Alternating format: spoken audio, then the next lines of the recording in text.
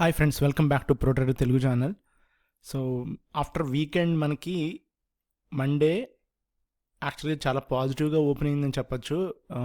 Covid cases గురించి కానీ లేకపోతే any any kind of bad news అనేది లేదు. యాక్చువల్గా చెప్పాలంటే ఒక గుడ్ న్యూస్ ఏంటంటే ట్రంప్ యాజ్ ఇట్ ఈస్గా తన యూటర్న్స్ అలాగే తీసుకుంటున్నాడు. సో యూరోప్ మీద కూడా టారిఫ్స్ ఉన్నాయి కదా, సో అవి కూడా రివర్సల్ చేయడం జరిగింది. సో ఓకే, ఇవన్నీ ఏంటంటే జూలై 9th అనుకుంటా, యాక్చువల్గా జూలై 9th డెడ్ లైన్ అనమాట. 90 days ఏదో అందరికీ కూడా రిలీఫ్ ఇచ్చాడు కదా, సో అన్ని కంట్రీస్కి. సో జూలై 9th అంటే ఇప్పటి నుంచి దాదాపుగా మనకి ఇంకా 1.5 month దాకా ఉంది. సో ఈ లోపల అందరూ మార్కెట్స్ని కొంచెం అంటే ఏదైతే తారీఫ్ రిలేటెడ్ ప్రొడక్ట్స్ సర్వీసెస్ ఉంటాయో ఎక్స్పోర్ట్స్ అవన్నీ కూడా ఎంజాయ్ చేయొచ్చు. సో తర్వాత ఏంటనేది ఈ లోపల ఏదన్నా జరిగితే ఉంటుందన్నమాట కొంచెం. సో బట్ ఎనీథింగ్ ఓకే, మనం ఇవన్నీ కూడా ఎక్స్పెక్ట్ చేస్తున్నాము. ఎవ్రీడే చేంజ్ అనేది కామన్ అయిపోయింది. అండ్ ఎన్విడియా రిజల్ట్స్ ఒకటి ఉన్నాయి ఈ వీక్ వెన్స్డే. సో అదొకటి ఇంపాక్ట్ ఉంటుంది ఫ్రెండ్స్, ఏఐ రిలేటెడ్ కదా. సో ఆ ఇంపాక్ట్ మిగతా సాఫ్ట్వేర్ కంపెనీస్ మీద వాటి మీద పడితే ఆ రోజు టెక్ స్టాక్స్ అనేవి ఎయిదర్ అప్ సైడ్ ఒక 5% మూవ్ అవడం కానీ లేదా డౌన్ సైడ్ 5% కానీ ఉంటుంది అనమాట. కొన్ని స్టాక్స్ అయితే 10% కూడా పెట్టేస్తారు. ఓకే, సో దాని రిలేటెడ్ ఒక స్టాక్ కూడా ఉంది, నేను అది కూడా ఒకసారి చూపిస్తాను కుదిరితే, అండ్ లేదా స్పెసిఫిక్గా చేస్తాను దాని మీద ఒక video. And coming to Nifty, bank Nifty friends. Okay, so ప్రస్తుతం అయితే కన్సాలిడేట్ అవుతుంది.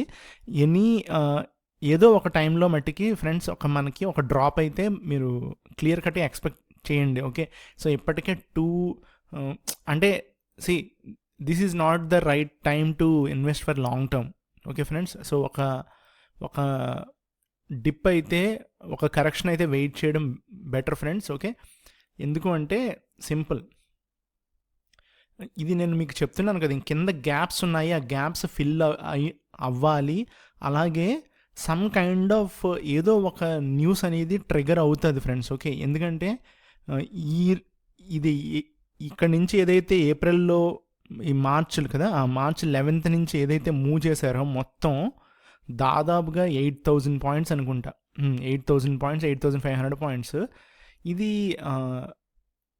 Only because of news based కంప్లీట్గా. Okay, so it might be inside or outside, whatever, micro macro అనేది వాట్ ఎవర్, బట్ కంప్లీట్గా అదే impact. So నేను అనేది ఏంటంటే వెయిట్ చేయడం చాలా బెటర్. ఇంట్రాడే పర్స్పెక్టివ్లో చూస్తే ఒకసారి మనం 15 minutes టైం ఫ్రేమ్ ఇది చూద్దాము. ఓకే, సో ఇది కొంచెం చూస్తున్నారు కదా మీరే, ఒక జోన్ ఏరియాలో వెళ్తున్నాడు. ఓకే, లాస్ట్ ఎన్ని రోజుల నుంచి అంటే ఇంకా ఇదిగోండి ఇక్కడ నుంచి ఇదంతా అప్పుడు కన్సాలిడేషన్ అవుతుంది. ఇంకా ఎన్ని రోజులు అవుతుందో కూడా మనకు తెలియదు. ఈ వారం అంతా కూడా అవుతుందా అవ్వదా, లేదా మధ్యలో ఏదన్నా ఒక డ్రాప్, ఏదన్నా some kind of a drop, ఇదిగోండి అది ఎప్పుడు వస్తుంది మనకు తెలియదు ఇలాగా.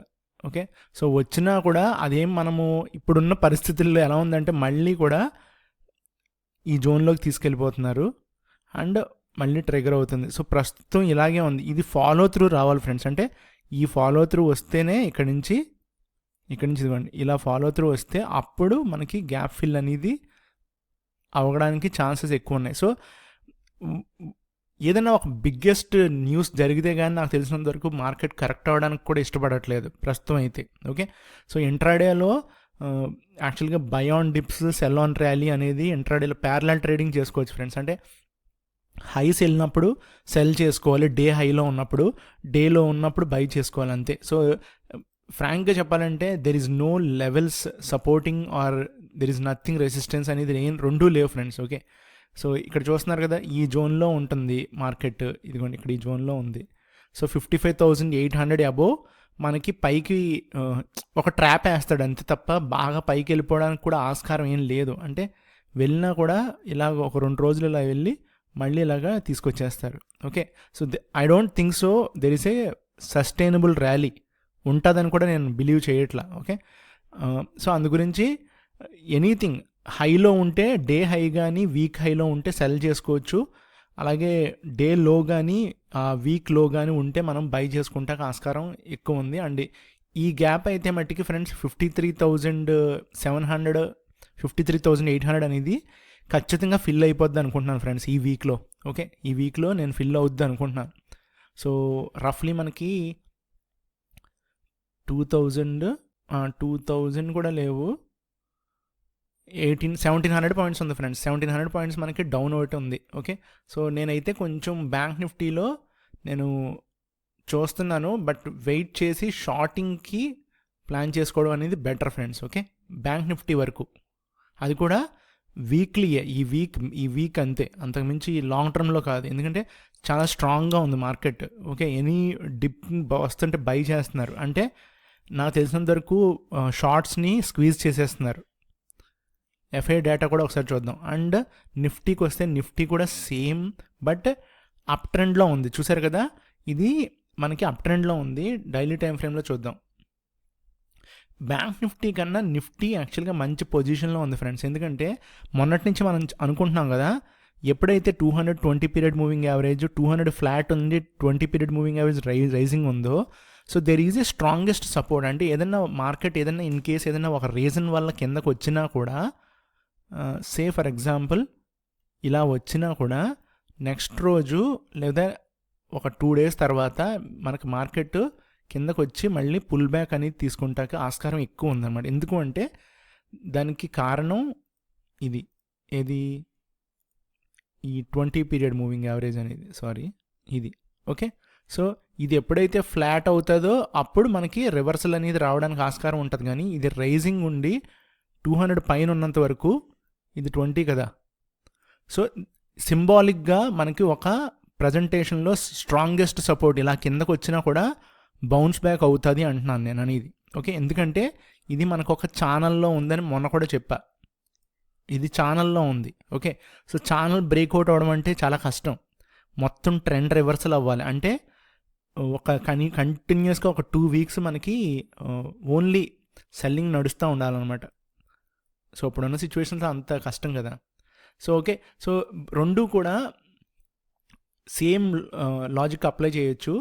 డే లోలో ఉన్నప్పుడు బై చేసుకోవడం, అలాగే ప్రీవియస్లో బ్రేక్అవుట్ అయినప్పుడు కూడా బై చేసుకోవడం, డే హై కానీ ప్రీవియస్ వీక్ హై కానీ ఉన్నప్పుడు మనము షార్ట్ చేసుకోవడం అనేది రెండిట్లో చాలా బెస్ట్ కేసు. అండ్ నిఫ్టీ వచ్చేసి ఫ్రెండ్స్ మనకి ఈ జోన్కి వెళ్ళటానికి ఎక్కువ ఆస్కారం ఉంది ఫ్రెండ్స్. ఓకే, నిఫ్టీ వరకు, నిఫ్టీ ఎందుకో డిఫరెంట్గా పెర్ఫామ్ చేస్తుంది. సో చూస్తున్నారు కదా, అంటే 25,500 నుంచి 25,750 మనకి దాదాపుగా ఇక్కడ నుంచి ఒక 500 నుంచి 700 పాయింట్ల దాకా ఉంది పైకి. Okay, present current market price నేను స్పాట్ చెప్తున్నాను ఇవాళ. ఓకే, సో ఇది స్లోగా ట్రావెల్ చేస్తాడు, మధ్యలో కరెక్షన్స్ కూడా వస్తాయి, but it will go ahead. Okay, so అది వెళ్తుంది అనమాట. Okay friends, thank you. By the way, నేను డేటా ఎఫ్ఐ డేటా అని చూపిస్తాను కదా, సో ఈ డేటా చూశారు కదా, ఇది 26th May ఇవాళ. డిఐ చూశారు కదా, సెల్ వాల్యూ తక్కువ ఉంది బై వాల్యూ కన్నా కూడా, అంటే పాజిటివ్లో క్లోజ్ అయ్యింది. సో పాజిటివ్, డిఐస్ బాగా బై చేశారు.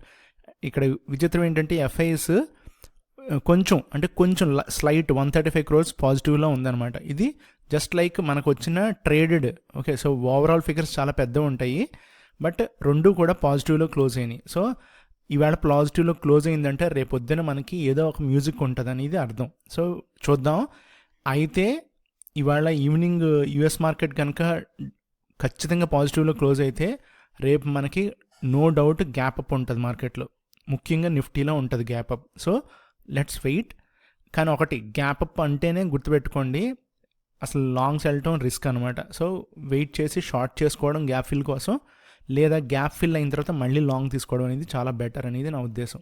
ఓకే, సో ప్రస్తుతం అయితే ఫ్రెండ్స్ హైలో ఉన్నప్పుడు, డే హై కానీ ప్రీవియస్ వీక్ హైలో ఉన్నప్పుడు సెల్ చేయాలి.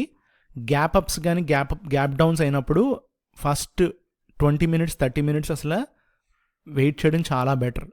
ఎటు ట్రెండ్ ఫిక్స్ అవుతుంది అనేది మనకు తెలియదు కాబట్టి. Okay, thank you.